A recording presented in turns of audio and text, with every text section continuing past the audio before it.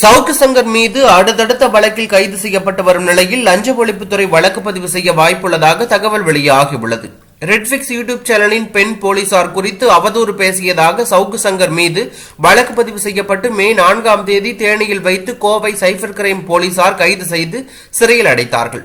இதேபோல திருச்சி, சென்னையில் பதிவு செய்யப்பட்ட வழக்குகளிலும் காவல்துறையினர் சவுக்கு சங்கரை கைது செய்தார்கள். இவர் மீது 7 வழக்குகள் பதிவு செய்யப்பட்டிருக்கும் நிலையில் குண்டர் தடுப்பு சட்டத்தில் கைது செய்யப்பட்டார்.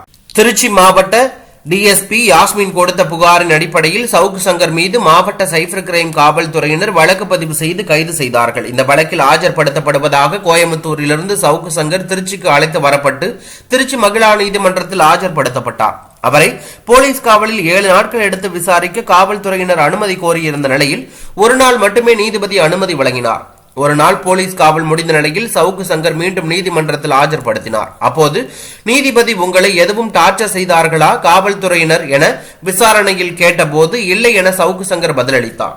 கோவை சிறையில் உள்ள உளவியல் ரீதியாக பிரச்சனை உள்ளது எனவும் அங்கு எனக்கு மன அழுத்தம் அதிகமாக ஏற்படுகிறது என்றும் ஆகையால் சென்னை அல்லது திருச்சி சிறைக்கு என்னை மாற்ற வேண்டும் என்று கோரிக்கை வைத்தார். இது தொடர்பாக மனு தாக்கல் செய்ய சவுக்கு சங்கருக்கு நீதிபதி அறிவுறுத்தினார். பின்னர் மே 28 வரை சவுக்கு சங்கரை கோவை சிறையில் நீதிமன்ற காவலில் வைக்க நீதிபதி உத்தரவிட்டார். கோவை சிறைக்கு மீண்டும் சவுக்கு சங்கர் அழைத்து சென்றார். இதனிடையே லஞ்ச ஒழிப்புத்துறை சவுக்கு சங்கர் மீது வழக்கு பதிவு செய்ய வாய்ப்புள்ளதாக கூறப்படுகிறது. இதுகுறித்து பத்திரிகையாளர் செல்வராஜ் தனது சமூக வலைதள பக்கத்தில் சவுக்கு சங்கர் மீது லஞ்ச ஒழிப்புத்துறை வழக்கு பதிவு செய்யலாம்.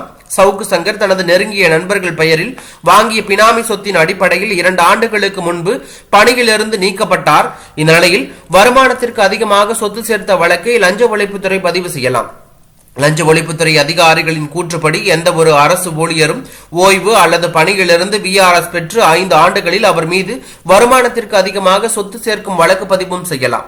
சவுக்கு சங்கர் மீது வழக்கு பதிவு செய்தால் சட்டவிரோத பண பரிமாற்றம் இருப்பதால் அந்த வழக்கு அமலாக்கத்துறை வசம் ஒப்படைக்கப்படலாம் என அவர் தெரிவித்துள்ளது பரபரப்பை ஏற்படுத்தியுள்ளது.